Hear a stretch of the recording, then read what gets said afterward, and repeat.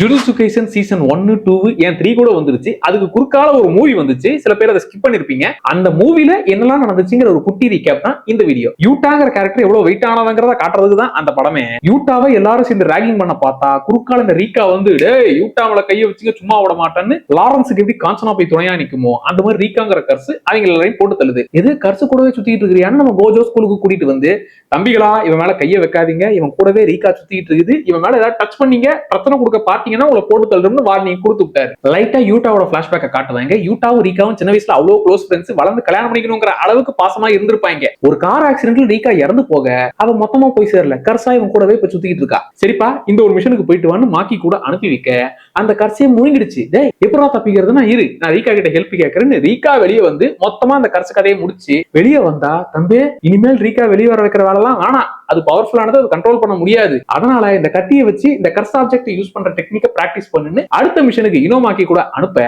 அங்க இல்ல நம்ம ரீகா வர வைக்க கூடாதுன்னு கத்தியை வச்சே காப்பாத்தி இனோமாக்கி ஹெல்ப்போட அந்த மிஷனையும் முடிச்சாச்சு. இப்ப இந்த விஷயம் கீட்டோக்கு தெரிஞ்சு ஓஹோ ஸ்பெஷல் கிரேடு கர்ஸே இவன் கூட இருக்குதா, இப்ப மாஸ்டரா யூட்டா தானே இருக்கிறான், அவனை போட்டு தள்ளிட்டா ஏன் கண்ட்ரோலுக்கு வந்துடும், அதை நான் முழுங்கி புடுவேன்னு இப்ப ஸ்ட்ரைட்டா ஜுஜுட்சு ஸ்கூலுக்கே வந்து பத்திரிகை எல்லாம் வச்சு தம்பிகளா நாங்க பெரேட் நடத்த போறோம், எல்லா கர்ஸையும் மொத்தமா இறக்க போறோம், முடிஞ்சா வந்து சமாளிச்சுக்கோங்கன்னு பத்திரிகை வச்சு நம்மளால போக இப்ப சண்டை நடக்க எல்லாருமே வந்து சேர்ந்தாச்சு. இப்பதான் கோஜோக்கு டவுட், ஆமா இந்த கீட்டோ பைப்புல எங்க போனா, அவன் தானே தலைமை தாங்குறான், அவனே எங்கடா காணாம போனான்னா ஓஹோ நம்ம யூட்டாவை கூட்டு வராம மாக்கி கண்ட்ரோல விட்டுட்டு வந்தா இவர் அங்க போயிருக்காரா சண்டை போடன்னு டக்குன்னு இந்த பாண்டாவையும் இனோமாக்கியும் போய் காப்பாத்துங்களா நினைச்சு வச்சுட்டான். என் கண்ட்ரோல்ல 4000 கர்ஸ் மேல இருக்குடா, எதை எப்ப இருக்குன்னு எனக்கே தெரியாதுங்கிற மாதிரி இந்த பாண்டா இனோமாக்கி மாக்கி அதெல்லாம் முடிச்சு விட்டு ஸ்ட்ரைட்டா யூட்டா கூட சண்டை. இப்ப யூட்டாவோட டெக்னிக் என்னங்கறத இப்பதான் சொல்லுவாங்க. யூட்டாக்கு பயங்கரமான கர்ஸ் எனர்ஜி இருக்குது, அதை விட முக்கியமா அவன் டெக்னிக்கை காப்பி பண்ண முடியும். அப்படி நம்ம இனோமாக்கியோட கர்ஸ்வர் டெக்னிக்கை டக்குன்னு காப்பி பண்ண கீட்டோவே ஷாக் ஆகிறான்.